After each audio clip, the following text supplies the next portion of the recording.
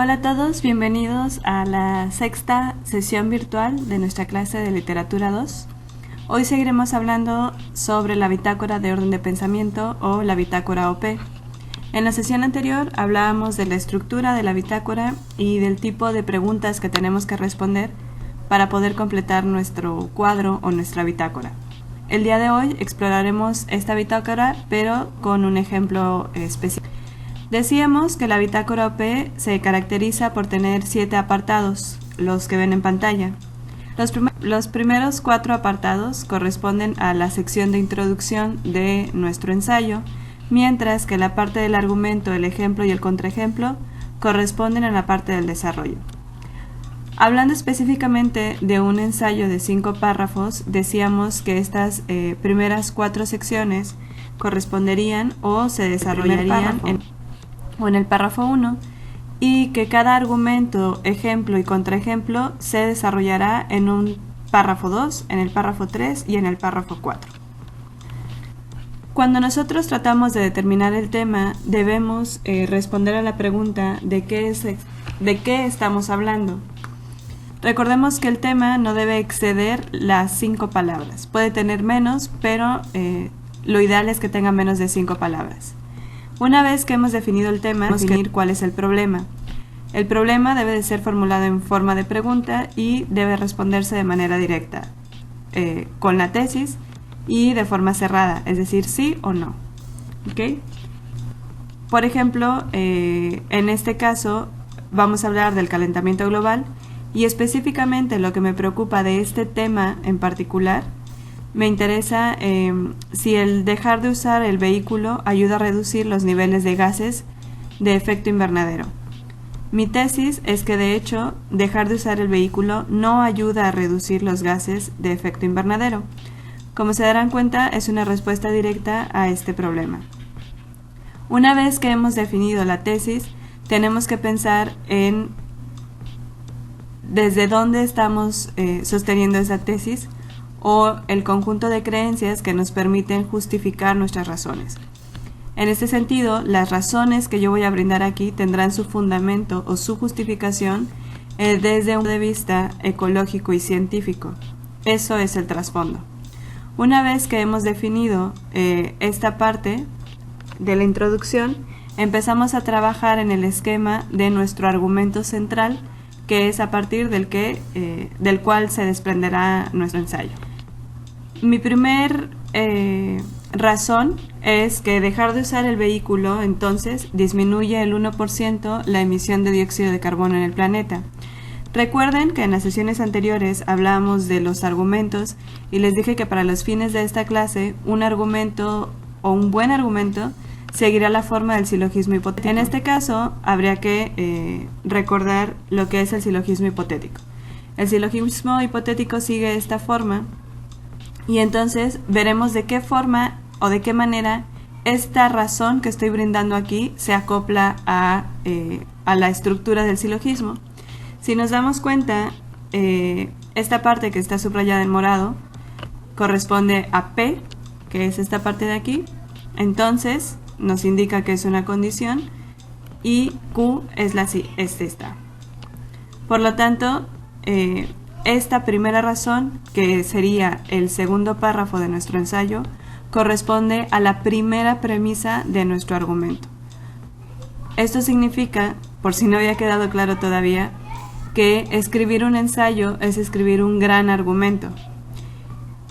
Si esto es así, se darán cuenta que nuestra segunda razón, la que viene a continuación, debe de ser esta segunda premisa, Q entonces R. Si se fijan, en la segunda razón decimos la disminución del 1% en la emisión del dióxido de carbono en el planeta, eso corresponde a la letra Q, como ven está aquí ilustrada con rojo, y entonces nos queda la segunda parte del condicional, que es R.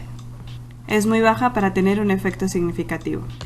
Si se dan cuenta, estamos siguiendo la forma del silogismo hipotético y esto nos está permitiendo argumentar y desarrollar nuestro ensayo. Por lo tanto, empezamos con R. Si es muy baja, aquí podríamos detener, es muy baja para tener un efecto significativo, y entonces terminamos con S. reducir los niveles de gases de efecto invernadero. No ayuda, desde aquí, no ayuda a reducir los niveles de gases de efecto invernadero. Este súper argumento que está aquí es lo que nosotros vamos a ir desarrollando cuando hagamos el ensayo. Y para concluir, el por lo tanto. Por lo tanto, dejar de usar el vehículo. Esta parte de la conclusión de nuestro argumento es lo mismo que nuestra tesis. Esto significa que cuando nosotros elegimos nuestra tesis, tenemos que construir un argumento que nos ayude a defenderla. Esto tiene que quedar súper claro cuando ustedes lo hagan. Para eso sirve esta bitácora, para ordenar su pensamiento y ayudarles a construir un ensayo que esté argumentado. Una vez que han hecho el argumento, lo que tienen que hacer es pensar en ejemplos que les sirvan como evidencia para el argumento o para la premisa que ustedes están Por ejemplo, de acuerdo a estadísticas brindadas por bla bla bla bla bla, existe evidencia de que los países que aplicaron medidas para disminuir el tránsito vehicular redujeron sus emisiones de dióxido de carbono en un 1%. Fíjense que este ejemplo está relacionado con esta premisa o con esta razón que yo brindé aquí. Lo mismo pasará con el segundo ejemplo o con el tercero. Un contraejemplo es una respuesta directa al ejemplo que nosotros hemos brindado como evidencia del argumento que estamos desarrollando. Esto significa que si nosotros podemos buscar en un caso, es decir, en un contraejemplo, que ponga a prueba nuestro argumento, ese caso por sí mismo es suficiente para derribar o para socavar nuestro argumento. Por eso es tan importante que cuando nosotros empecemos a escribir y a pensar un ensayo, pensemos en estos posibles ataques. La idea de concebir o de pensar en un contraejemplo implica que pensamos en esos ataques, pero también en la respuesta que nosotros podemos brindar. Es por eso que en este primer argumento y el ejemplo, decimos, el primer contraejemplo es, bueno, China es uno de los países que aplicó medidas para disminuir su tránsito y redujo sus emisiones de dióxido de carbono en un 40%. Eso es alguien que alguien podría decirnos. Pero resulta que nosotros hacemos una investigación un poco más profunda y nos damos cuenta que además de que China implementó esas medidas para reducir el tránsito vehicular, además aplicó otras medidas para limitar la producción de dióxido de carbono de las empresas. Entonces, la reducción del dióxido de carbono en el planeta producido por China no solamente se debió a la disminución de los vehículos, del uso de los vehículos, sino a otras medidas implementadas. Lo que estamos diciendo es que ese posible ataque no logra falsar nuestra tesis o no logra ponerla a prueba porque básicamente está mal. Esa es la idea de un contraejemplo. Lo mismo sucede con el contraejemplo número 2 y con el contraejemplo número 3. Ustedes podrán ver que hay muchas formas en las que se pueden contestar o brindar una respuesta a las objeciones. Eso fue la bitácora OP. Entonces, hasta ahora, a manera como de un poco de cierre de este tema del ensayo, podríamos decir que cuando nosotros intentamos o planeamos hacer un ensayo, tenemos que dividir nuestra tarea en 3 etapas. La primera etapa es a lo que yo le llamo la preescritura, la segunda etapa es la escritura y finalmente la postescritura. La preescritura es una etapa que podrían entenderla ustedes como una etapa analítica, en la que lo que tienen que hacer es elaborar su bitácora OP, tienen que ordenar su pensamiento. Una vez que han hecho esa bitácora, entonces inician la etapa de la escritura. Esta etapa de la escritura la caracterizo como algo estilístico. ¿Por qué? Porque lo único que tienen que hacer es ir dando estilo y un poquito de forma a aquello que ya tienen en la bitácora. A ese contenido y a esa argumentación solo le van a ir agregando palabras para que se lea de mejor manera. ¿Ok? Entonces, recuerden que en esta etapa ya empiezan a darle forma a su ensayo.